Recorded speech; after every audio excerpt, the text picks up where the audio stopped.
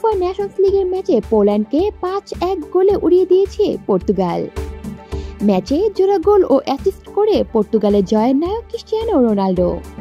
এই ম্যাচে কেবল জোড়া গোলই করেননি CR7, গড়েছেন নতুন রেকর্ডও। পোল্যান্ডের বিপক্ষে ম্যাচের প্রথমার্ধে গোলশূন্য সমতায় থাকার পর দ্বিতীয় অর্ধে ঝড় তোলে পর্তুগাল। ম্যাচের 59 মিনিটে লেয়ারের গোলে গোল খরা কাটে পর্তুগালের। এরপর 72 মিনিটে ক্রিস্টিয়ানো রোনাল্ডোর পেনাল্টি থেকে গোল করেন।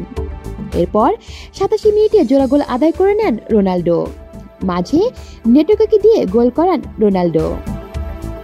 39 বছরী বয়সী তারকা দুর্দান্ত নৈপুণ্যের দিনে পর্তুগাল জিতেছে 5-1 গোলের বড় ব্যবধানে।